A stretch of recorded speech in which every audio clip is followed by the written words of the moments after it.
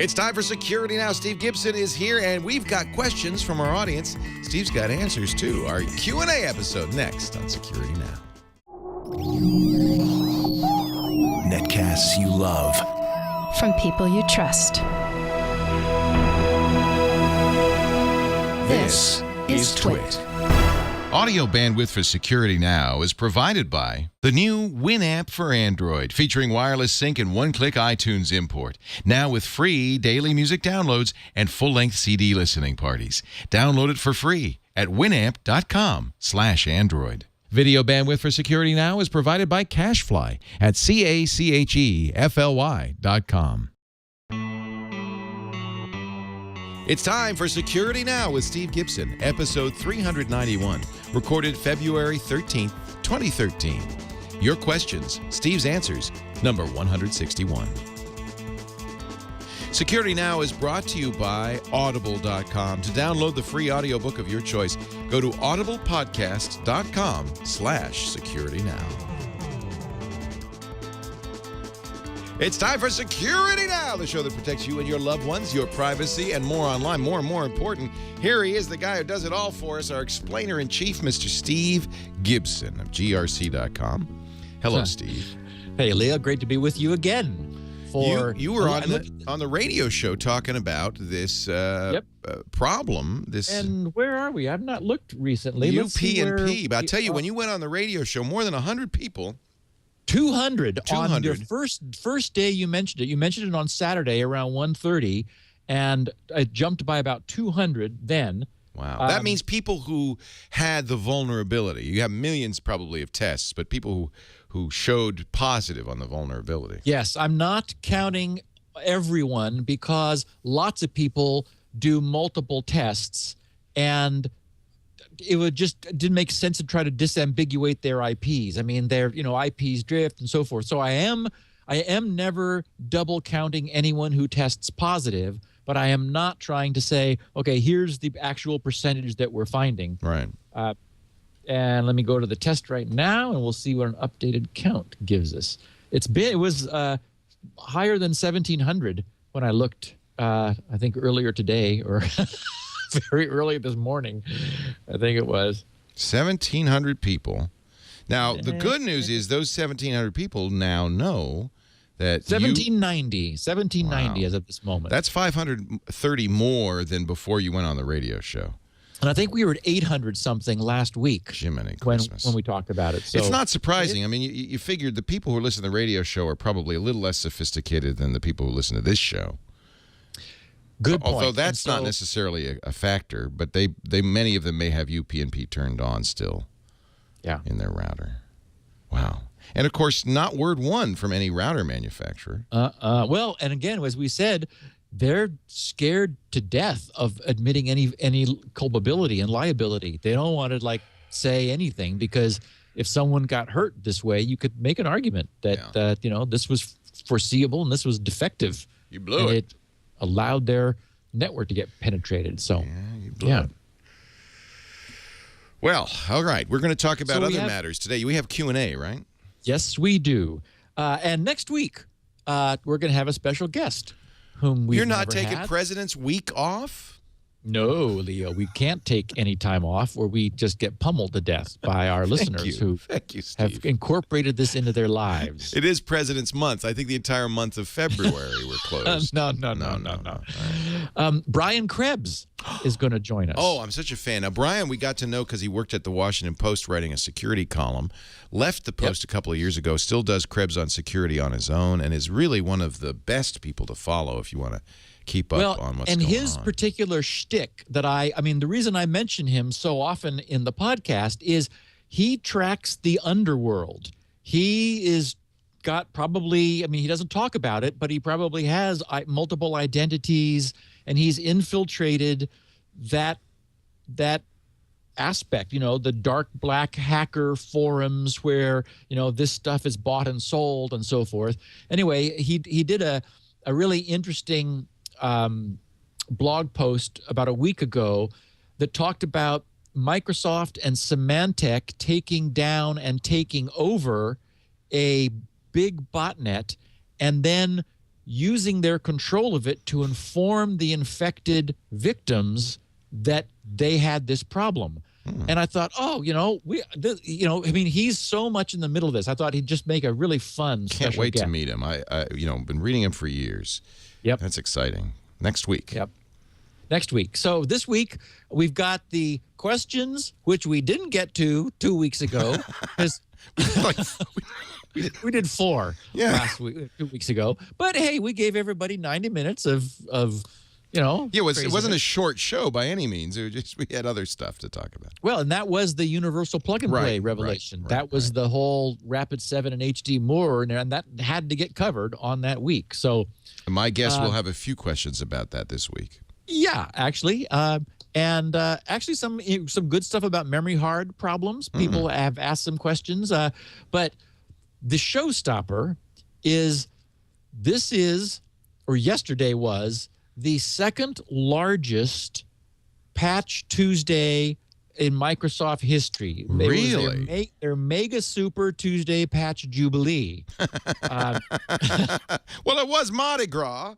Maybe they're celebrating early. The biggest one ever. They hit us with 64 vulnerabilities. Holy this one came in at 57. And across the board, both OS and server OS platforms. I mean, both work. Desktop and server. This puts OS a little platform. bit of a lie to what we had been saying, which was that things are getting a little stabler now. They're settling down. People are attacking other platforms because Microsoft does such a good job. Well, actually, 32 of the 64 came from one guy at Google. Well, thank you, Google, I guess. Yes. It's ironic because Microsoft's been taking pot shots at Google with their Scroogled ads. Meanwhile, Google's very kindly. Bing. Everyone says Bing, but I don't. I get Bing off of my browsers every time it shows up. It's like, I don't want Bing. It just sort of seems lame. But anyway, so IE, Office, .NET frameworks across the board. I'm not going to go and enumerate them for an hour because, it's just more of the same. They're all really bad, and they're remote code execution, and so patch. Wow. And this one is a big one. 50? So you said 57? 57 vulnerabilities patched, yeah. And when you scroll through the list of affected systems, I mean, you're in trouble when the scroll bar scrunches down to about a half an inch. It's like, ooh, I'll be scrolling for a while then. And, so that was the case. Wow. Meanwhile, we have a new zero-day PDF exploit in the wild. This just came to light yesterday. An outfit called FireEye Malware Intelligence Lab. I thought, well, I wonder if they tried to work an acronym out of that. FEMIL. FEMIL. So. Sounds like FEMIL. a menstrual... or an artery, maybe. The femoral artery. Yes. Yeah. Sounds like a pill for cramps. What they found was this being exploited effectively exploited in Adobe Reader 9.5.3, 10.1.5, and 11.0.1. Just when we thought it was safe to use Adobe products. Yeah, so, and quoting from them, they said, upon successful exploitation, it will drop 2 DLLs. The first DLL shows a fake error message and opens a decoy PDF document, which is usually common in targeted attacks. The second DLL, in turn, drops the callback component, which talks to a remote domain. And since this release, Adobe has confirmed they got a problem. So it just happened. We don't really know much more about it than that at this point. But the takeaway is, if you can, don't open any PDFs. What we're seeing is that this is being used in spear phishing. So it would be, unfortunately, somebody who is spoofing their identity, sending you something that you're expecting or you would expect to receive, or that sort of thing, like something relative to your industry, and this thing would get you. So the thing to do actually would just be to stay away from Reader. I think it's specifically Adobe's Reader that has the problem. So if you could switch to a third party, a non-Adobe I think PDF. most of our viewers have already done so with things like QtFTP or Foxit Pro. I mean, there's so many good and free readers that I. Yep. It's just that the most non-technical people, just Adobe Reader either comes with it or it's kind of automatic, and or there's a link that says if you can't open this, click here to And so they're all using it. Get infected. You know what's nice is most, well, I think Windows 8 now has a PDF reader built in, so I don't think it's going to be an issue anymore. Really? Well, and the browsers are, of course, heading all the that browsers direction. will do it. Yeah. Google's got it, and Firefox is on the way. Yep. So there was something that initially looked very scary, and it was worrisome until we learned more about it. And that was been called the packet of death. Well, that's a good name. Yeah. It turned out what the first report was that Intel's extremely popular 82574L. Now, that seems like, Stardate, but it's not. The 82574L is like everywhere. That's the very high performance, beautifully designed gigabit Ethernet controller. I actually went under NDA with Intel. It took a long time, too, to convince them that I wasn't going to steal their chip. I just needed to program it, and I couldn't use their drivers. This was back when I was being DDoSed all the time, and I needed to come up with an ultra-high performance, wire speed DOS prevention. And to do that, I had to talk to the hardware. Anyway, so this chip is ubiquitous on any kind of Intel platforms, and many other, like, Supermicro and other people who like Intel will use that chip too. So what happened was customers' hardware was locking up tight at the hardware level and crashing in the microcode running in the chip, requiring a full power down cycle. You couldn't reboot the OS. You had to pull the plug, wait for things to, drain, and then plug in again. And this was happening. This first came to light with one company whose customers were having this happen to them on their equipment. And so they got their attention. It turned out it was one VoIP vendor's packets that were doing it. And then, quoting from their page, they said, problem packets had just the right call ID, tags, and branches to cause the 2 in the P time to line up with OX47F. So there you go. And they said, so basically they found out like exactly what it was that was the bad spot. And they said, with a modified HTTP server configured to generate the data at byte value based on headers, hosts, etc., you could easily configure an HTTP 200 response, which is the standard response to an HTTP query, to contain the packet of death and kill client machines behind firewalls. So the idea would be you could create an evil server, and anybody who asked for a page from that server would die. It would just kill just completely crash their internet connection, so that they just go off the net. They'd have to completely power down, wait a second, and then power back up again. And the guy even created a test page where you do not want to go. Oh. So I just thought I'd mention that. But then Intel, of course, got involved. And the good news is this is not that bad. An Intel spokesperson says that this is, quote, one case scenario isolated to one specific motherboard maker and incorrect implementation of the controller on their motherboard. Incorrect EEPROM image was performed during manufacturing. So it was like a weird glitch. They burned a buggy ROM onto it. Okay. Yes. Yeah. It is ironic, after all, that the Intel reference code for Universal Plug and Play is the code that is causing this Universal Plug and Play issue. Seems like Intel maybe should hire some better coders. Well, but remember, I hold them harmless. I agree, because they didn't intend for it to be put into production. It's obvious.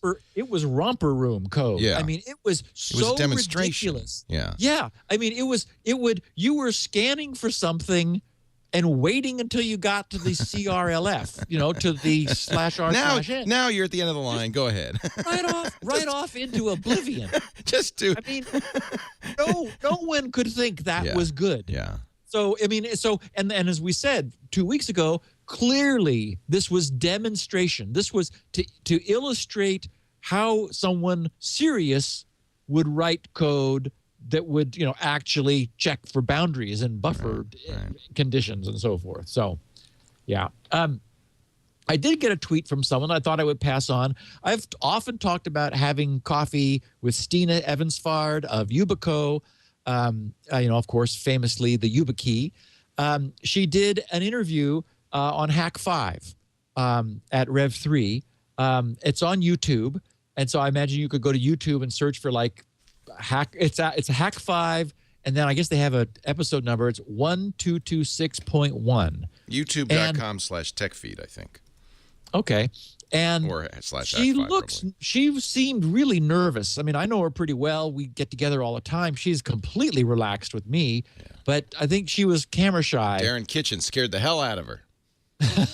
But anyway, so people can get a sense for it's I think it's short. It's 12 minutes, and some girl with bunny ears is on for the first. That's not some girl, my friend. That is Shannon Morse. Okay. She works for us too. Yeah, well, she does. She was kind of petting her ears there. At some point. Those ears. When do we get it or not, sense brainwaves. Having seen her, I'm believing it. And I guess that's not Darren Kitchen. That's Paul Tobias who's doing the interview. Well, actually, the interviewer comes on later, or unless you've already gotten Darren there. is a hardcore hacker, so he's on TNT all the time as well. So neat, good. Well, so it's worth watching.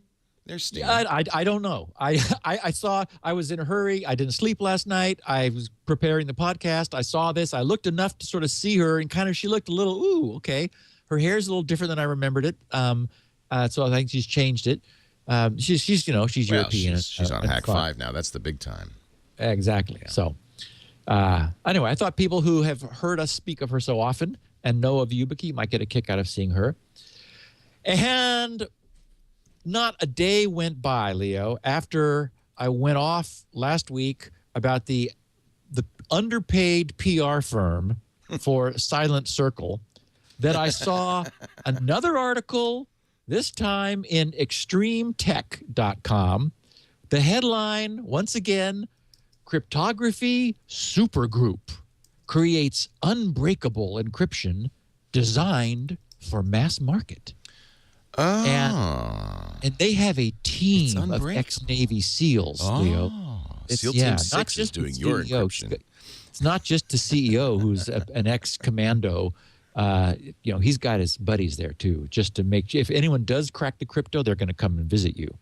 So don't try. Anyway, this is the underpaid PR firm story. It's amazing. I did get a nice acronym, another one for UP&P. Unplug now, please. Yes, I think that was the name of the Rapid 7 article, wasn't it? No, theirs was unplug and don't play. That's it. That's right. Yeah. Or do not play. Unplug and do not play. So that's right. Unplug now, please. I like that. I think that's crisp, short. It says it all. To our listeners who may be trying to download Security Now from my site, I just wanted to make a note that I know all of the audio is gone. Last night, I put the new server online. I'm so tickled with it. I mentioned the architecture a couple times on the podcast. I have 4 highly over-provisioned single-level cell SSDs. And highly over-provisioned means they're actually 64 gig SSDs, but they only give me 46. They keep the entire balance for sparing. So that's what we mean by highly over-provisioned. If anything goes wrong, there's a ton of essentially spare sectors to swap in. So I take those 4, run it in a RAID 6 configuration, which is a notch above RAID 5. RAID 5 allows any one drive to die. RAID 6 allows any 2 drives to die.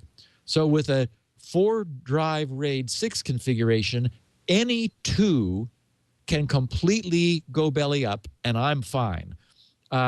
Then the RAID controller has half a gig of battery backed up cache, which has a write back policy, not a write through.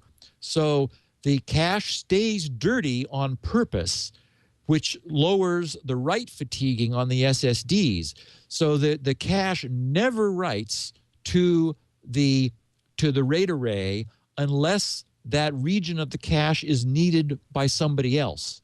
So, for example, anything that's like, frequently changing a certain location in a file, it's not even written to the file. It just is changed in the battery backed up cache, and it's safe to do that because the RAID controller knows exactly what it has written so far, and if you pulled the plug right in the middle, it would keep what it's I think I get 48 hours of battery backup at this point. That's awesome. So, that's a great solution to. And it's got double redundant power supplies, double redundant blowers. Already the processors, it's got a Xeon X3450, which is the high-end server. It's got 8 threads that it runs.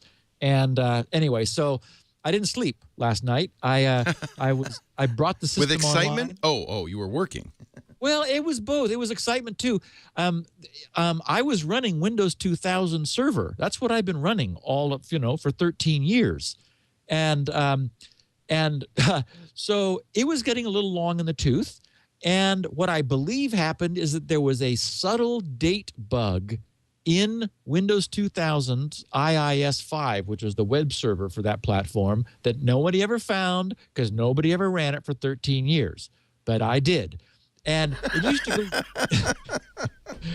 used to go years without having a problem, and then it began crashing. I mean, I've been like there. I missed the crash a few nights ago. I think it's like the middle of last week, and we were off the net for like 6 hours while I was asleep, and I didn't know it. I have alarms and everything, but it died in a different way that didn't. So the alarms were pacified, yet nobody on the net was. So anyway, I'm hugely relieved to replace this. And I have to say, everyone knows I'm no Microsoft fanboy, but what they have done with their server platform, I'm very impressed with. They've modularized it so that and at first it was like different. So I was like, I don't like different, because you and I are getting a little old, Leo. See, I told you. Yeah. But then I thought, whoa, the modularization means that the attack surface is lower because we've often talked from a security standpoint about you don't want to have things there that you need to prevent people from doing. It's better not to have them at all. So here you're like, you only put in that Microsoft lets you only load the modules you want. So it's smaller and lighter weight, a lower attack surface, and that's the case for the server platform and IIS. Anyway, I'm so tickled with my choice. I bought all this stuff 2 years ago because I actually had problems once when I was up in Petaluma with you, and something went a little wonky down here in the data center, and I thought, oh, okay, I got to fix this. And so that's when I went to solid state because I thought, okay, I'm king of SpinRite. I know that drives have problems, and several of the drives I'm back on. I think these were Ultra SCSIs. That's what the era when I built this was. I think the Ultra SCSI 320s was the technology back then, and you can't get those anymore. So the drives are dying slowly. I have a full redundant server. Oh, and I even have one of these, a second of one of these that will just sit there powered off if like the motherboard catches fire or something completely bizarre, in which case I still won't be off the net for long. So, but, my point was I forgot to transfer the media. I got the whole website up, all the active content. I've been working on it for a week. Microsoft did change things that caught me out in a number of places where I had to work around stuff. So I was, I had to change my code to make it work under Windows 2008 versus Windows 2000. And then I forgot to transfer all of the Security Now files. So people started this morning complaining, saying, "Hey, I'm getting a 404 error on the small versions of the content, because of course the large versions bounce through PodTrack and to you, Leo, and I only serve the small ones." So I was like, "Oh, what?" And it's like, "Oh, that's right. I didn't move those over." So anyway, I'll do that after the podcast today, and then I'm going to go to sleep. Okay, so this is the last chance that there will ever be for people to get one of those. The PDP-8 kit did go live on Kickstarter, and Leo, there are now only 7 left. They started with 30. Let's see if there's still 7. I still haven't bought mine. Well, if you want, I will build. No, it's too expensive. I'm not going to. Oh, okay. I can't. It's for blinking lights. You're paying $800, $900. That's crazy talk. Well, if that's who you are, then that's true. But remember also, all the documentation on this mini computer is online. I have it all on my site.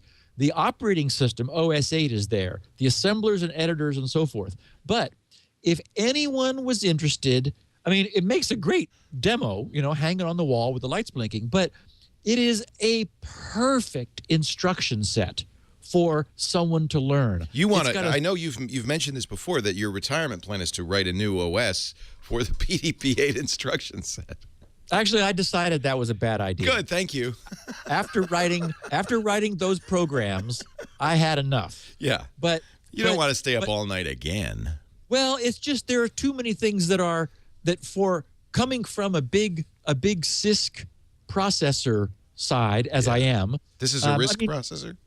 Well, no, but it's certainly not a complex instruction set. Right. The opcode is 3 bits. Is what it is. It's 3 bits. Yeah. So you can have 8 different things. There's, jump, and there's add. That's it? 8 instructions. 8 instructions, yes. And then the rest is address. So it is a perfect instruction set if someone wanted to learn. Yeah. Yes, if someone wanted to learn. It's probably got a jump, a compare, an add, rotate, probably. If you go to grc.com/pdp-8/pdp-8, that first page shows a beautiful front panel. Then scroll down, and there I lay out the instruction set and show people, what the instructions are. But so if somebody wanted to start maybe with their kids and build this and then write some programs. You can really write programs. I did. And there's also a beautiful emulator on the Mac. That's actually, I dusted off one of my Macs. See, I'll just do that. It'd be cheaper to buy a Mac Mini and put lights on it. Yeah, well, okay. So anyone who's interested, bit.ly/pdp-8. I made a shortcut. And you know who you are. bit.ly/pdp-8. And look over Steve's left shoulder, and you'll see what you're going to get. There were 30 because that's all Bob had. There were only 30 of these Harris HD 6120 chips left in the world, as far as we know, and 23 of them are spoken for now. There are 7 left, and we have 10 days to go. So I'll remind everyone next week, and then you'll never have to hear about this again, because the one way or the other, the Kickstarter will have closed. Actually, it's a little deceptive because they have I'm looking at this, a multi-purpose operate instruction, which can do one instruction, complement, rotate, increment. Yes, it is. And it's beautiful too, because you could do really fun things with it. So that one instruction really does quite a bit. Yes, it is amazing how you can combine the bits in there to and so that's the one non-memory reference instruction. Right. Everything else is a memory reference instruction, meaning that the fourth bit says either the other 8 are addressed in page 0 or in the current page.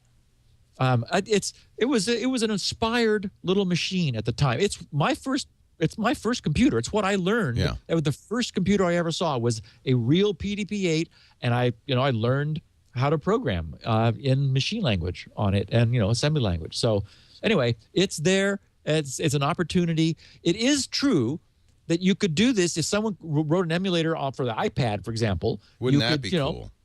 Touch the buttons and flip things and make it go. Oh, I like and that. so, That's a good project.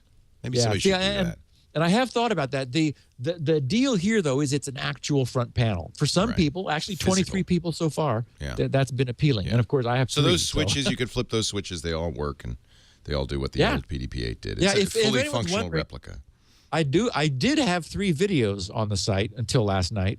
They'll come back this afternoon because I demo the one that I built and show the actual unit that I assembled in one. That's then really I also cool. demo the 2 programs.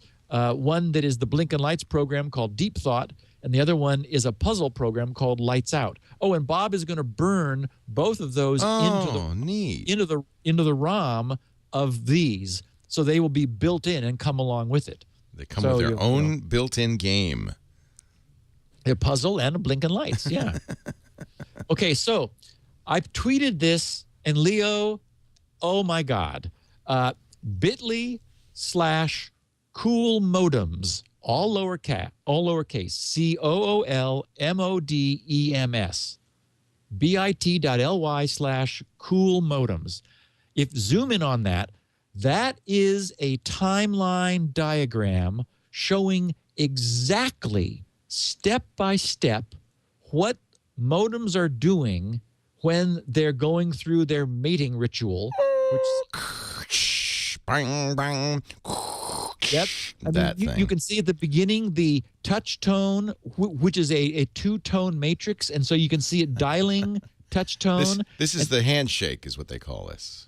Yes, it is the entire modem handshake sequence. Wow. Stretched out, but it's showing you the acoustic spectrum where the various modems are like sending test things to each other in order to see what like to gauge the nature of the channel which is interconnecting them.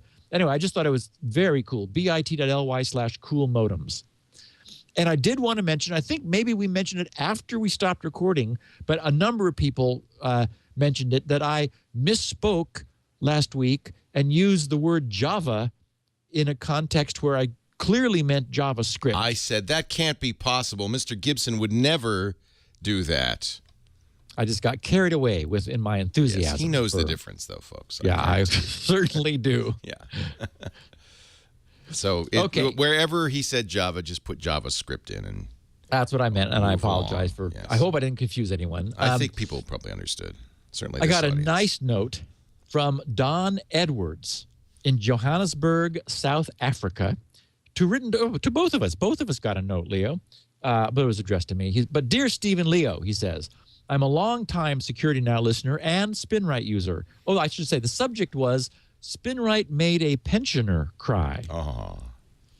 And SpinRite user. On Thursday, a family friend phoned me near to tears because her computer wouldn't boot properly, even after trying the last known good configuration option. Which almost never works, by the way. No, I don't think I've ever had that work. Yeah. It's like, it's not I think it was magic. Microsoft trying to pretend to care. Yeah. It's like, okay. So she said she was starting to panic because there is financial information on the PC that will ensure she gets her pension this year. I brought the computer home, booted up with SpinRite, and it soon found an unrecoverable sector, which it repaired and did its magic. After checking that everything is fine now, that the sector has been fixed, I called her with the good news. She just burst into tears. What can I say? Thank you for a wonderfully helpful utility. Best wishes, Don. And Don, thank you for sharing that with me and our listeners. Yeah. Steve, I got questions. You've got answers. We're going to get to those in a second. Before we do, let me mention our friends at Audible.com, the greatest place for audio books. I listen to audiobooks all the time. I used to listen when I commuted. In fact, I started becoming an Audible listener in 2000. 13 years ago. I now have and this is one of the things I like about Audible. If you have the Audible app on your iPhone or Android phone, Windows phone, BlackBerry, you can see all the books you've ever listened to. I can see I've got 70 books from the last 6 months. If I look for the past year, I have more than 500 books I've ever listened to on Audible, and they're all available to me. So it really is an audio library. Now, I don't commute anymore. That was when I was doing 2 hour. Oh, look, Adobe Flash wants to update. Go away. Sorry. I will do it after the advertisement, because you want to always update your Flash if there's anything I've learned from this show. So what I like about Audible is since I started using them, more than 100,000 titles have been added to Audible. It is the most amazing selection of stuff. Jennifer just told me that she just finished Gone Girl. I've got to read this. In fact, I'm going to add this. Now, see, this is how simple it is. You just add this to your cart, and if you are an Audible subscriber, every month you get another book for free. That's the gold account. I love that. Somebody else told me that the Honor Harrington books are on sale right now at audible.com, and I know Steve's a big fan. In fact, one of the things about Audible that they've done since I started using Audible in 2000 is, it's called the win-win sale. Normally $29.95, $4.95 for Honor Harrington Book 1. And you really own this. Yeah. That's yours.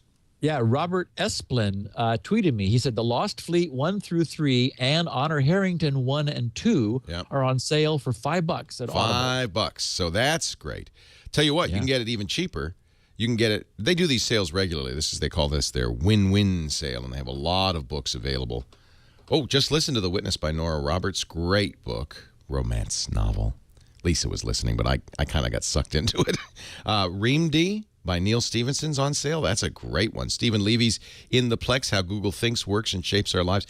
Are you getting the idea? This is a huge variety, just the ultimate bookstore of wonderful, wonderful books, fiction and nonfiction, thrillers, mysteries, science fiction. If you go to audible.com, actually it's audiblepodcast.com/security now, right now, you'll sign up for the gold account. Your first month is free. Your first book is free. You pay nothing in the first month, cancel at any time, and keep that book forever. The real challenge is what book to choose. One of the things Audible does, and I really admire, they do some interesting pro bono stuff. For instance, I imagine, although I haven't seen it yet, the State of the Union speech will be on there. Here's an interesting essay by Stephen King called Guns, 49-minute essay from Stephen King.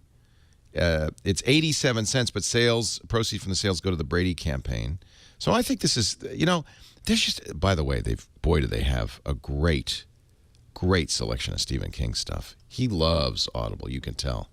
audiblepodcast.com/security now. Sign up for the gold account. First month free, first book free. The only challenge, picking that first book. But I guarantee you, once you start listening, you're never going to stop. Audiblepodcast.com. And Leo, /security now. Thank you. We only do the podcast once a week. And you got to listen to something else during the rest of the time. They've got 6 other days to fill. Yeah. Somebody tweeted me, said, decisions, Audible or Twit. I think you can do both. I do. Listen to both Audible and our shows. Audiblepodcast.com/security now. Steve, are you ready? Is there, I don't suppose, something called The Second Ship or the Row Agenda, RHO Agenda, is on Audible yet? Let me see. Who's that by? Oh, I'm 75% through book 3. I read the first 2 some time ago. Second One of our Ship listeners. yes. Oh, I'm going to wait till I finish the 3rd book. I haven't been reading lately because I've been cranking to get the server up and replaced. Should I add this to my? Oh, it's wait till you. It may not be for everyone, but it's really fun. High school all 3 teenagers. books of the Row Agenda are on. Oh. Yeah. Well, if anyone wants to jump ahead, there they are. The Second Ship. What's the third title? The second title is... The Second Ship, Wormhole is book 3. Second book That's book 3. is... Let me find it. I have it here. These are all 3 of the Row Agenda. The second one is Immune. Yes. Second Ship, yes. Immune, and Wormhole. Row is RHO. That's why I didn't find it right away. Yes, As in the Greek RHO. letter Row. I really had fun. In fact, is it for kids? Is it a young person's book, or is no? It's not. It's kind of dark and adult. I recounted it's got some great of it reviews. to Jenny the other day, and she said, "Ooh, that's that's a little creepy." I said, "Oh yeah, it gets a little dark," but 3 high school teenagers find an alien, obviously alien, UFO, starship, and put some headbands on. And I'm not giving anything away because this happens right off the bat. And it starts to change them. I love it. I love it. I'm buying it right now, just from what you described. Really fun because it turns out that 2 ships crashed and they were doing battle when they crashed into the Earth because one is bad and one was trying to stop the bad. Oh boy! And the government has the bad one and then was releasing the technology. And anyway, it's so what happened was I read the first 2 not knowing that the series wasn't finished, and I came to the end and it's like what happened to us with Peter Hamilton? Exactly. So I won't do it now if I know, but anyway, so when the 3rd one came out about 2 months ago, I thought, okay, well, I got to reread the first 2. So I cruised through the first 2 and then plowed into Wormhole, the conclusion, and all right, I put it on my list. All right. It's not Peter Hamilton. It's not McCullum, but it is really fun, and it's a completely new concept. It's not any kind of a rehash of stuff we've seen before. So, and if it's on Audible, there you go. There's 3 of them. I think people will like it. The second ship, The Roe Agenda, Book 1. The author is Richard Phillips with 2 L's. All right. Now, it is time for Q&A. Okay. Wonder if I should install Flash before I do that. Jeez Louise. It always makes me nervous when I see a Flash update. It's like, oh, I better do that, huh? I wonder, that's got to be an ASCII code because he put something and then an it on the end. So you mean talking about the first question? Yeah, I don't know what that is. That's a. Let me look at it. That's an ASCII 23 in hex. 23 hex. That's his. You're talking about his Twitter handle. Yeah. 0010011 it. Yeah, so that's 23 in hex. 23 it. What is the ASCII for? That's going to be a control code because it's less than 32. Interesting. Well, we leave this as an exercise for the listener. Yes, we do. We might as well will absolutely give you the answer. At 001000011IT says, in episode 387, you said you had 4 solid-state drives in RAID 6. RAID 10 would give you the same size volume with much better performance, and the mirror is safer. Why don't you use RAID 10? Because he's wrong. Oh. RAID 10 is a combination of striping and mirroring. RAID 0 is striping, where the idea is you split the data across 2 drives, where you can sort of think of we all figured of this. it out, by the way. Oh. 23 hex is ASCII for the pound sign. We believe his handle is pound it. Very nice. That makes sense. And it's just vaguely filthy, which makes it seem appropriate. Go ahead, please. And only someone who's sufficiently geeky is going to get that. So everyone's going, "What the heck is that 001?" Anyway, so RAID 0 is striping, meaning that you take you take the size of the drive if you had 2 drives that are identical size and double it, and then you sort of spread the data across both drives. That gives you performance. Because, for example, if the drives are, you're able to read and write to both at once, you get twice the read and twice the write performance. The problem is it's lower reliability because if either drive dies, you lose everything. All right. You don't want that.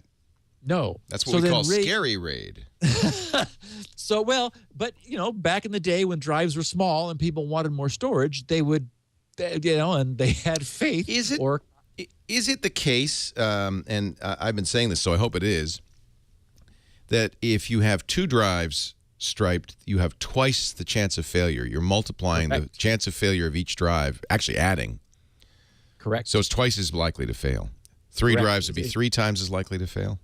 Oh, yeah. 3 if drives give just any just one drive. quickly. Any one drive dies, the whole raid dies. You lose it all. So that's why I call it, and Alex Lindsay gave me the name, Scary Raid. Scary raid. So that was raid 0. Raid 1 is also called mirroring, where this gives you complete safety against either drive dying. So you write to both and you read from one, and if for some reason you can't read from that one, you read from the other one. So you have redundancy.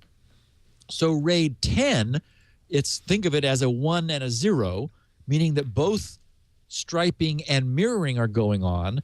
RAID 10 is 4 drives, which are mirrored or I should say are striped and mirrored. So you get the performance benefit of the striping and the redundancy benefit of the mirroring using 4 drives. But it's not safer because, think about it, the way I have mine set up with RAID 6, any 2 drives can fail and I'm fine. But in a RAID 10, there are several combinations of 2 that take you out.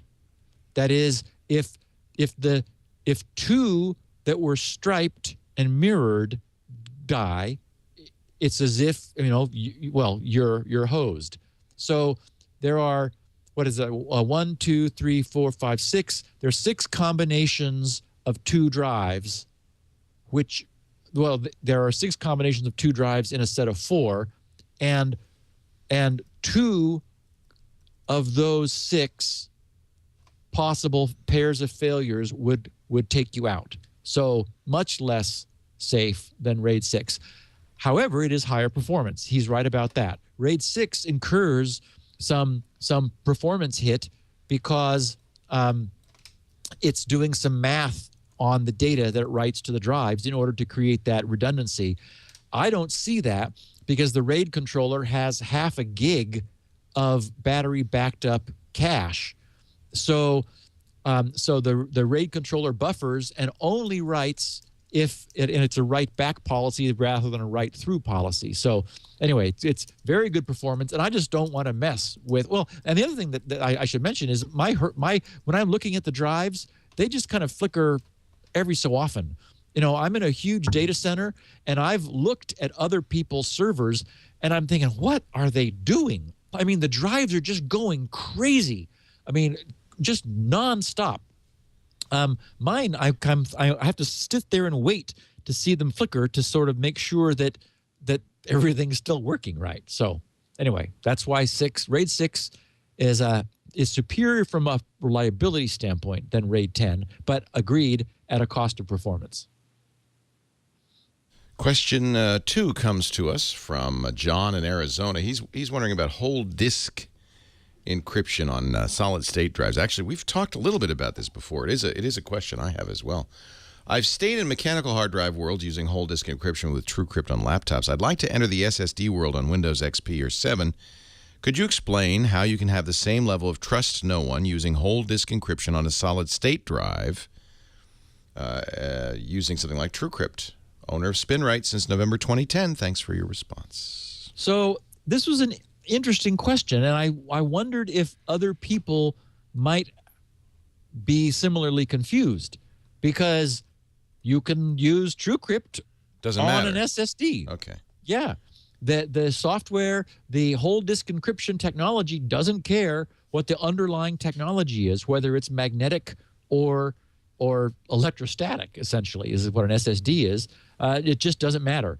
So he might be confusing. Now, there is an issue with secure or wiping an SSD, right? Maybe he's confused. Actually, there is not. Oh, there's because not. Remember, because there was a similar concern with wiping a hard drive, because hard drives spare sectors in the same way that SSDs spare chunks. Remember that the secret is run TrueCrypt before you ever put any data on the drive. That way, so it will always be scrambled, never in the clear. You never have any I mean, any spares that got spared out will be encrypted, and it's just full of random noise. Okay. So that's the key: is don't add TrueCrypt to an already set up system. Make an image of your current drive, set up TrueCrypt on this, and then restore that image to the TrueCrypted drive so that that drive never is unencrypted. But yes, you can absolutely use TrueCrypt on an SSD. In fact, I do. Question 4 is from Geek Power, spelled in Leet, in Stanton, California. He wants to know about private email. Dear elders of the internet, I love your show. Own SpinRite, blah, blah, blah. And I got a kick out of it. I guess you and I, Leo, I told you. The elders of the internet. I said it when before the show began. I have crossed the Rubicon into old age. I am now an elder. Since, by the way, and you know how I know that? Because every Thursday when I go over to the supermarket over there, I get a senior discount. 10% off. Yeah, I get a discount on the movies now. At first, I was sort of balking at that, but it's like, hey, wait a minute. I'll save a couple bucks. What the hell? Yeah. We are the elders of the internet, at least according to the movie and hey, I got switches. I got switches and blinking lights behind me to prove it. You're a PDP-8 programmer. That makes you an elder. I actually used those in the old days. Yes. Since the Matt Hogan, he says Hogan, but it's Honan incident, I've been wondering what the best host would be for an anonymous email account so I could use it to register all my other accounts. I've tried S-Mail. I don't know that, s-mail.com, but they deactivate any free account after 30 days. I'm looking for something that I don't have to pay for because it's very complicated to pay anonymously. Well, that's a good point. Yeah. I don't mind ads as long as they're anonymous, like on TV and radio. They don't know anything about me except they're probably reaching people. Maybe he's thinking about this Scroogled campaign from Microsoft in which Microsoft says, Google reads your email. Of course they do, as does Microsoft. Google and Microsoft both have to read your email to provide anti-spam filtering. What Google does is they use it to do targeted Microsoft, and this is what Microsoft should be saying. We both read your email. But Google uses it to target ads. We just use it for spam fighting. Google understands it, and we don't. Right. Maybe they understand. I think it's a little bit of FUD because it really comes from this notion that reading your email is a human reading it and with a human understanding. It's not that. We can't even agree on whether you're reading books, Leo. So what is reading email? In my opinion, indexing keywords in an email is not the same thing as some human reading it and making sense out of it. But and you could tell that because the contextual ads on Google's Gmail suck. They have nothing to do with anything. And Microsoft even makes this point in the ad. Look, see, you use the word mortgage, so you're getting mortgage ads. The ads don't work. I think that, to me, that's an evidence that, yes, they're scanning email for keywords, but it's not reading your email in any sense that we understand. Anyway, so he's worried about people reading his email. And my question to you is, do you know of any free anonymous email systems? Yeah. And I guess he doesn't like Google. Well, if you don't want to use Google, use Yahoo or Microsoft's Outlook, both of which are free and anonymous. I think following from Matt's experience, he wants to use Google, for example, for his main, everyday use account. Right. But he wants his anonymous registered email, key recovery and password recovery to be somewhere completely different and to be anonymous, to also be free. So the first thing I would say is that any email system that offers anti-spam protection is reading your email just the same as Google is. You can decide whether that bothers you more than, if what you're saying is I don't want targeted ads, Outlook or Hotmail/Outlook or Yahoo Mail, I think Yahoo Mail. Maybe. I think all he's saying here is he just wants to be anonymous. That's and Gmail's anonymous, and I mean your IP address is visible to any website you visit.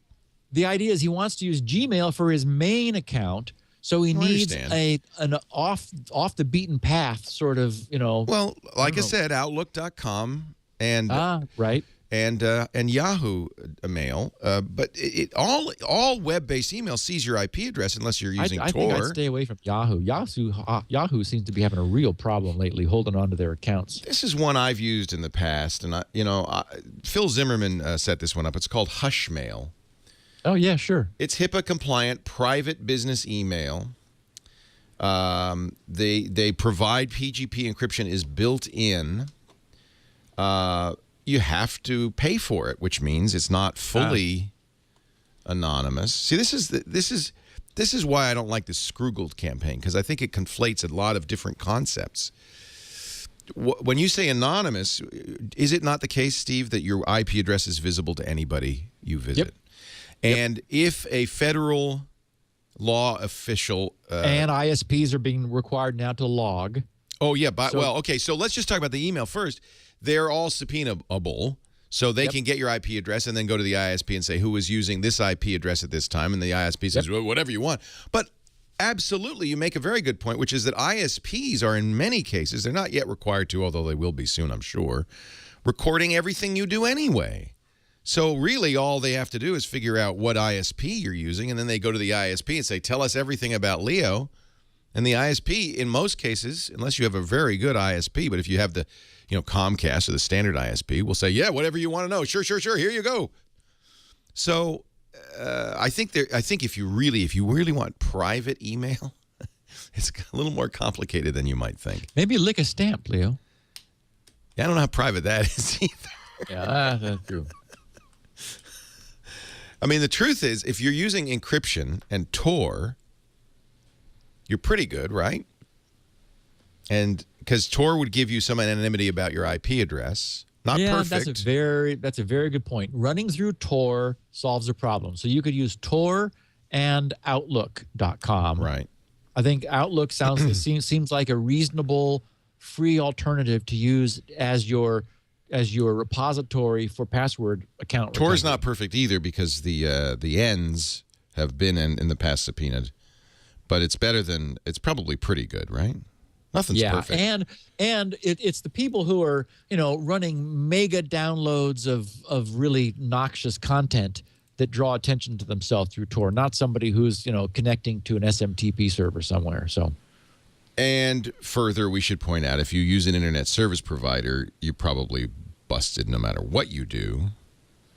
And so really, anonymity on the internet, I don't know. I don't think that's really... It's being lost. Yeah.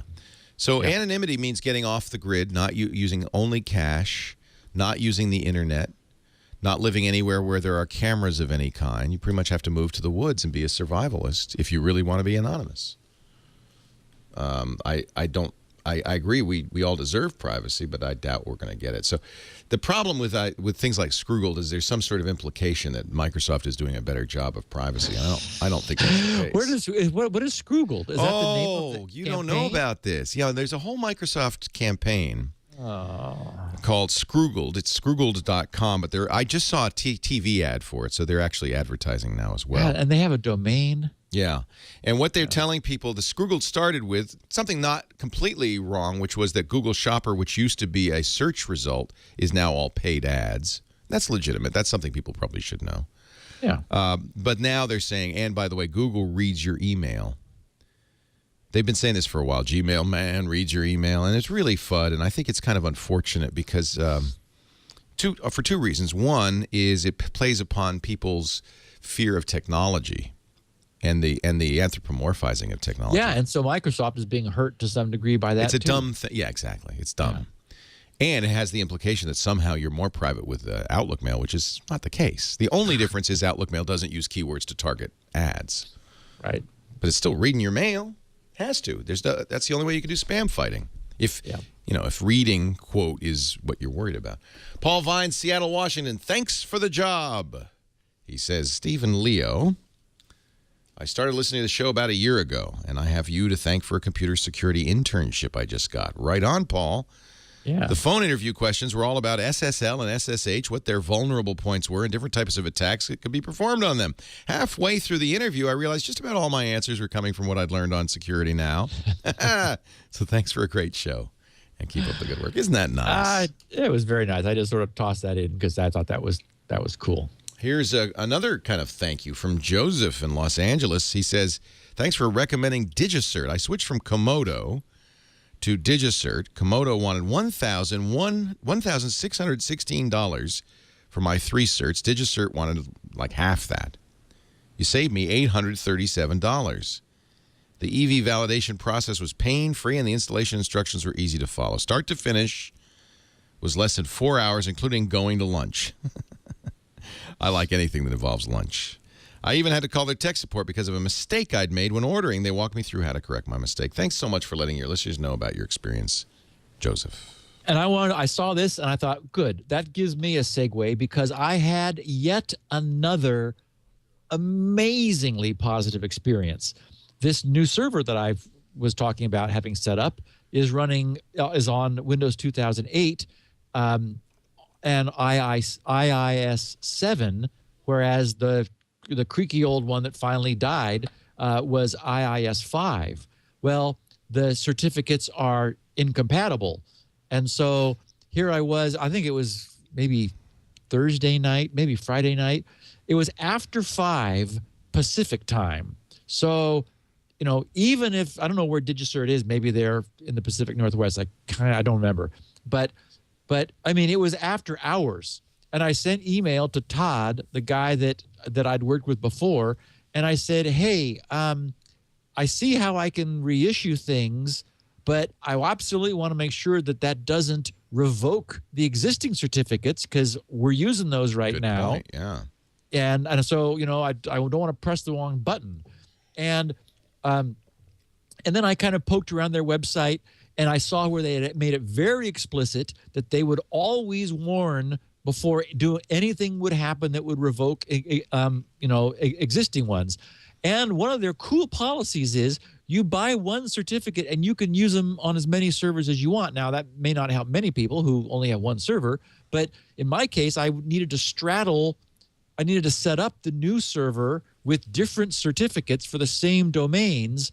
Anyway, the whole thing was like 10 minutes for 3 different, 2 EV and 1 standard certificate. I used their web interface.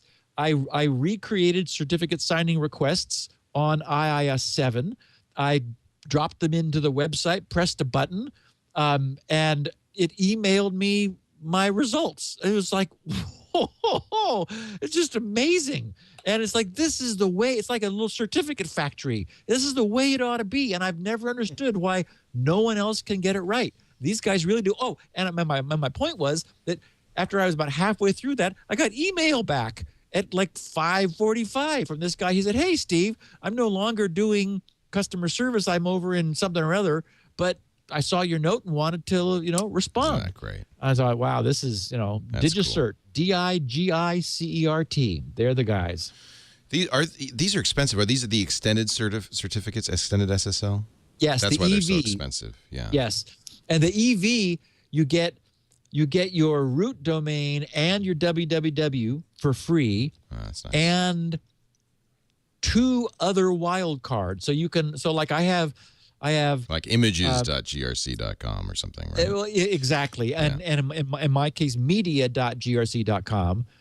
They all live in one, and then I have my lower quality one is grctech.com, which is only used as a third party for cookie checking in order to try to get cookies set by third parties. So it had to be in a non-similar domain. Well, I hope you've enjoyed this non-technical respite because now we go to question 7 and things get hard. Specifically, hard memory. Christian Bassen in Cape Town, South Africa asks of memory hard problems. Does it scale? Longtime listener. Love the show. Really appreciate the easily digestible chunks and resources you produce. That's a little disgusting. After listening, digestible chunks. Yeah. Hopefully they're not chunky when they come back. After listening to the recent episode covering memory hard problems, I couldn't help but think, does it scale? How practical is the solution for a web farm churning through many authentication requests a minute? Could you perhaps explore this practical aspect of trying to implement this at scale? Thanks again for a great show, Christian. So it's a great question. And I've got 2 memory hard questions here because it generated a lot of interest. I just couldn't even put them all in one podcast, or we'd just have had the memory hard question podcast. Consider the life cycle of your involvement with a web server. That is, how much real time is used in it validating your password versus how much time you're spending there. So, you enter your username and password, and if it has to do this memory hard function that takes, a second. I mean, that's all we're talking about, a second. And I understand that hashes, we see the Bitcoin guys talking about gigahashes per second, billions of hashes per second. And they're like at 50 gigahashes per second, 50 billion hashes per second. Imagine, though, that a memory hard system can only do one a second. It takes a whole second. So this is 50 billion times slower, and there's no way to speed it up. So that means that any hacker is going to run 50 billion times slower. So, it's achieved its goal. And my point is that, yes, a second is a long time on the server end to spend, but that's the cost of offering this security. But in terms of the user's life with their login session, it's nothing. I mean, when we log in somewhere, we're poking around for, a minute or two maybe.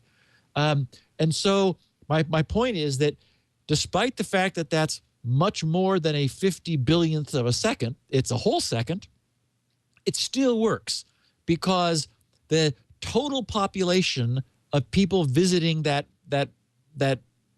server farm will all be spending 1 second, yet hanging out there for minutes. And so it does scale, and it's sort of like in just the right way. Beautiful. A lovely thing. Question 8 from Jason Crow, Rochester, Minnesota. He's wondering also about memory hard problems. Obviously a coder. You have a problem with that whole he's a coder. Well, he's got a block here, a begin obligatory comment block. Yeah. Since the beginning, blah, blah, blah, bright spot in my life, blah, blah, blah, please never stop, blah, blah, blah, spin right user, blah, blah, blah, end obligatory comment block. I think you need a for while loop here, actually. While still smiling, I really enjoyed your explanation of memory hard problems in episode 388, and I have a question. Would it be possible for the pipelined FPGAs to access some kind of shared mapped memory or shared page file which already had the required memory hard problem contents mapped into it? In other words, work on the same pool of data. Right. If so, couldn't the first FPGA be, for lack of a better term, the super FPGA, the only one with the needed memory, which is part of its dedicated function, is the only FPGA which creates and then stores the contents of the memory to a location, which the following FPGAs then access? It's sure to be still much slower than each FPGA having its own memory, but I would think it would be much faster than each FPGA recalculating the needed contents of the memory space every time it's required. In an extension to this, couldn't each memory address space retrieval then also be pipelined? This isn't something we'd put in our living rooms, but perhaps not out of the realm of possibility for a nation state. Nowadays, with cheap hardware, probably anybody could do this. Your thoughts? This is Clustering. Jason Crow, Rochester, Minnesota. And the answer is no. No. What's so cool about this, I love how simple and elegant this is. Remember that you take a region of memory and you use the password you just hash it, for example, in a standard hashing hash to get the first value, and you stick that in the first location of memory. Then you hash that using the password as the key, and you stick it in the second slot of memory, and you do it again for the third, and again for the fourth, and again for the fifth. So what you end up with is pseudo-random noise in this array. But then, and so what he's saying is, couldn't you do like a super FPGA to just sort of blast that out? Now, then, he somehow wants to do the next step in parallel. And the beauty of this is you can't, because you then take the result from the final memory cell that you filled, you hash that, and that you treat as an address into the array. And the contents of that address you hash, and that gives you the next address. So there's nothing to do in parallel. You have to follow a path. It's a little bit like my off-the-grid approach using the Latin squares. You have to follow a path, and the contents of each memory cell tells you, mixed with the key that is the master key. Only that gives you the next location in memory, and then only when you know that do you have the next one. So it's provable and incredibly elegant that you there's nothing you can do in parallel. You don't know anything until you have the data in the cell you jump to, and then its contents, not its location, its contents tells you where to go. It's beautiful, and no one has figured out any way to speed it up. It's great. That's the point. Yeah, exactly.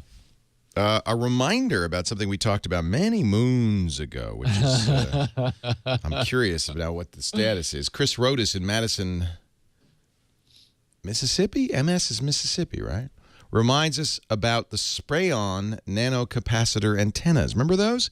I was cleaning up my bookmarks this morning, came across a bookmark for Shamtech, which was shamtechops.com. They had a spray-on antenna kit you could buy.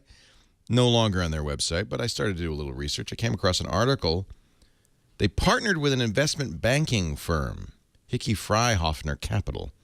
So maybe things are starting to happen. Did you ever hear from anyone who actually used the product? Was it a TED Talk or something like that? Oh, no, it was a Solve for X Intel talk or something like that. Chris Rodas, thanks for all the hard work. And what I remember, to refresh our memories, remember they sprayed it on a rock? Yeah. And it turned the rock into an antenna? Yeah. And they sprayed it on a tree. Yeah. And it turned the tree into an antenna. Yeah. Nano antennas on this something. Yeah. Yeah, and it was nanocapacitors, some sort of a wacky nanocapacitor emulsion, which they claim radiates in an amazing way. And so I did follow the link, and it was sfgate.com, on their PR website about this. They're partnering with an investment banking firm. Apparently, there's huge interest being shown by everyone who listened to our podcast who want to spray rocks. And so they need to raise some capital. But why'd they take it off their website? I'm still... Yeah, I know. I agree. And we have a friend of ours who listens, who's a big antenna guy. I'm blanking on his name right now, but I remember he, waved his arms around and shouted and said, "No. I design antennas. You can't spray rocks." So, was it? I mean, wait, could it be Spencer Webb? Is that somebody? No. That's somebody from PC Week, I think. I have to say, when I go to their website, it is not inspiring. No, it's a little scary, isn't it? What do they have on there? It looks like a 1890s mechanical. Yeah, Pterosaurus or something. Yeah, maybe they let the domain go. Yeah. Well, the other possibility is, since they say we proudly serve a variety of government and military agencies, is that maybe this is the same company. Maybe maybe somebody bought it. Maybe the feds said, you might not want to talk about this anymore. Who knows? Okay, so yeah, I mean, it's hard to guess. They said our decision to engage Hickey Freihofner Capital is a significant step in helping us realize our vision of improving the range, energy efficiency, and quality of the devices we all use to stay connected, said Anthony J. Sutura, co-founder, CEO, and president. Oh, I wonder if he's also a Navy SEAL. Shamtech. The antenna applications of NCAP, they got an acronym now, NCAP technology, are virtually limitless. Hey, if you've got rocks and trees covered, pardon the pun, then I suppose you pretty much that is pretty good. Turn That's anything you want. Unlimited. From improving cell phone reception to enabling consumers to access wireless services from almost anywhere. Didn't they spray it on a wall? Yeah. I mean, I remember the Brick story. wall. It was wacky. It was fun. Yeah. Anyway, so they've patented it, but that doesn't mean anything because people patent, wind up steamrollers and things. Patent So, things like, don't get me started on patent law. That could be a long conversation. William Parsley, I love your name, William, in Ohio, had a random question. About a year ago, your podcast was brought up by a student in one of my classes. He was recommending the podcast to someone else, but I overheard it. I was intrigued. I decided to check it out next time I had some free time. Well, I've been listening to Security Now from the beginning for a little less than a year now, I think, and I'm up to episode 167. Oh, you got a way to go there, Mr. Parsley. You're not even halfway there. I feel like I've learned a ton from your podcast I wasn't getting from school or books. I'm not sure if that's because of the approach you use to present things or the fact that the constant content is consistently relevant to today's world. And this is taking into account I'm not even into the year 2009. It's almost and like now all the content is gone off the website, so he's unable to listen to anything. Well, now we still have all the content. It's just your version. And it'll be back. It'll be back later today because I'm obviously not going to go to sleep anytime soon. Yeah, Steve does. Oh, dear Steve, you should get some sleep. It's okay. Steve does 16 kilobit and transcripts and so forth, but we still have the the high quality audio and video, so he can still get it. It's almost like a soap opera where I can't wait till the next week to see if the problem that's brought up in the show has been addressed by Microsoft, by Google, by Wells Fargo, or whoever it is that had the problem in the earlier episode. One random off-topic thing you said that caught my attention has been haunting me. You mentioned in one of the recent episodes, well, recent for me, that is, you carry around an iPod with background music on it. This is kind of an odd request, but I'd really be curious to know what you have as your background music. I've been looking for something like that, but the music always distracts me. I like listening to it, I guess, instead of working. Not a question. I just wanted to say thanks to you and Leo for putting out a wonderful podcast. I travel a decent amount for work, and this podcast makes it easy. What do you listen to? Oh, look at. So he's holding up CDs, folks. Yes. I really, really like this. It's a series of 10 called Liquid Mind, and the artist is Chuck Wilde. And it's not for everybody. It is, if you tend to doze, this will knock you right off. I could listen to it right now. and I wouldn't be able to finish the sentence. He's a Daytime Emmy nominee. It is, some of it is just beautiful. I think it's synthetic. It's sort of chords merging and blending, and there's clear composition involved. Many of the pieces I've actually really I'll stop and listen to it. But, don't worry, William, that's not normally what I do. But it's perfect for when you want to fill the background to blank out noise, yet you don't want to, you just want to relax and you want to read I guess when Leo's reading, he's listening. But so you want to do something where you want an audio background. And I think I have 40 hours of it. This is it. Listen. Go to sleep. I'll play it from the beginning. That really did almost put me out. Can I make a suggestion? Yeah. Because I have seen studies that say the best music to listen to if you want to keep thinking but not be... Obviously, anything with lyrics is out. Because, we're going to start listening to lyrics, and then you're not being able to program or whatever. So it's got to be instrumental. Oh, I can't. Absolutely can't. So I have... Got to be instrumental. My employees used to tease me because I had, my music was filling the company, and they said, Steve's music with no lyrics. I'm going to make a suggestion. I have seen research that says Baroque classical music. Bach. For me, it's Vivaldi. I love Vivaldi, Purcell. Yep. It's very bright, very upbeat, no lyrics, and I have seen many studies that say that actually you can listen to that, and it will actually improve your productivity.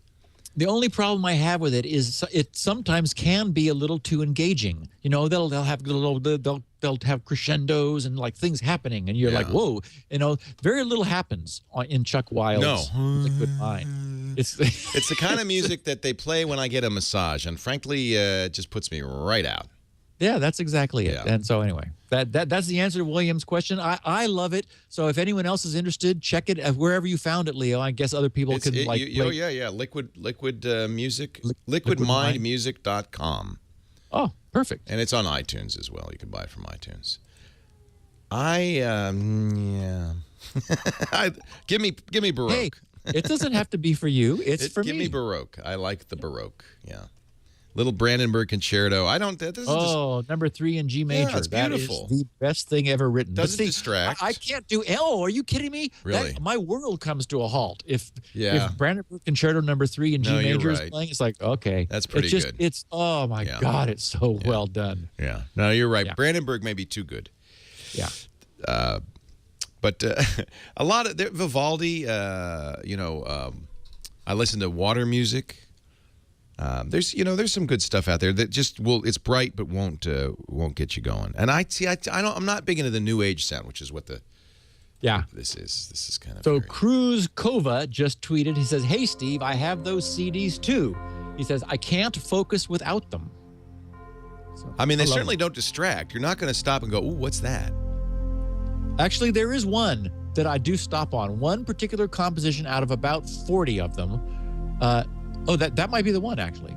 This is relaxing. I'm afraid it'd be too relaxing for me. I bet you, because you work in Starbucks and stuff, I bet you part of the reason you do this is not so much for the music, but to seal out the outside world. As I was saying, it is a beauty. If you were like trying to read print on a train or on a bus or on a plane, you can't hear anything. You don't hear anything else, and that's really more the point than the music itself. It's just something. You could almost listen to white noise, except that's not quite as attractive. Yeah, I just think that's lovely. Yeah. Because I got enough going on. I'm twitchy enough. You could use a little. All that coffee you drink. How much? Now I know people want to know this. You were up all night. You haven't slept in 24 hours. Correct. What coffee brews are you using? What are you using to stay awake?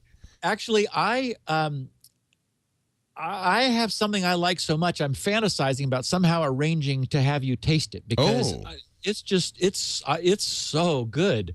But this is the end of my third pot, and Holy around cow. 11, I thought, well, I'm gonna stay up all night, so let's start having some coffee. I really had a ball last night. So is it a bean that you like here? What is going on? It's not exotic at all. That's the thing. But for example, at Starbucks the other day, I had my crew. I got the little espresso paper cups, and I poured some from my canteen into my little cup. And I said, just try this. This is real coffee. And they're all like, they got frou-frou, and they've got cream and sugar and everything to manage what Starbucks gives them. And they couldn't believe how good it was. Jenny said, is it the bean? What is it? You got to give us a hint here. So here it is. It's just Starbucks espresso bean. And I grind it for drip, and then I drip it through my little brown paper Melita filter. Sounds fabulous. Using my little, whatever that wacky, you knew the name of that silver pot that is like a 5-cup sort of thing. Yeah, mocha pot. Yeah. Whatever. Anyway, it is. So it's the dark roast. It's actually lighter in caffeine because, as we know, espresso has less caffeine than lighter grind or lighter roast, because roasting roasts the caffeine out of the bean. But I don't do decaf because decaf is scary processing. And oh my God, Leo, and I just, black, no cream, no sugar. And it's a smooth, amazing cup of coffee. Just the espresso bean ground for drip and dripped. You have Trader Joe's down there, right? Oh, we do. Next time you're at Trader Joe's, get a can of the Kona. The good Kona. It's expensive. Okay. I don't care. I'll try it. I think you might even like it better. I'll try it. It is the most smooth, delicious coffee I've ever had. So good. No kidding. Oh yeah. Oh, neat. I'm Kona. Okay. If you can get a good Kona pea bean, you're getting the best, in my opinion. Okay. It's also among the most expensive coffees in the world, but it's very well. Good. And Trader Joe's generally is pretty affordable. So it's not bad. It's not bad. They've brought it at the best price you can get it. And they have a good Kona. It's really good. Now, I actually don't use it because I'm making espresso. It's a waste of good Kona.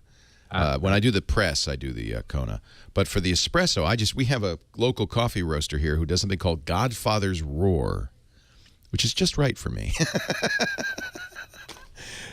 It's a coffee I can't refuse. You have a roaster. Leo, I'm so jealous. And a personal trainer. Oh, I get the whole and thing. a masseuse, apparently, because you don't want that music playing during your massage. I used to get massages every week, and I stopped doing that because I was too relaxed.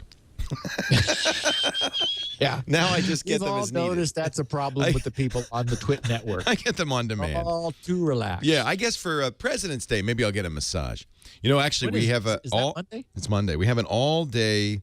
This is funny. Lisa and I have normally Friday's a day off. We're going to take all day. We're meeting with patent attorneys all day. It's an all-day affair. I'll tell you offline. Oh. But as a reward, at 5 p.m., she booked us a massage. It's like, if you're going to spend your day off 10 hours with attorneys, you deserve something, a reward at the end of that. Oh. Cool. I don't think even Kona's going to help me on this one. Steve Gibson does this show every Wednesday, 11 a.m. Pacific, 2 p.m. Eastern Time. Come hell or high rise. He does not stop. And I may not have slept, so I'll still be rising. Holy, you better get some sleep. I want you to. You're Yeah, going to start hallucinating. Nah. I think the most I went was 3 days. Ah! I rewrote the entire I/O system of an Interdata operating system. Changed it at Bob's Big Boy on a pad of engineering paper. Jiminy. In a 3-day no sleep, because Bob's Big Boy was 24 hours. Sure. Back then. Oh, Still yeah. is. Oh, yeah. And I like their chowder. That's where finer programmers go to. All the best. Sat there and ate French fries and drank coffee and rewrote the whole I/O system, and it worked. So and I did that a couple times, but 3 days is about my limit.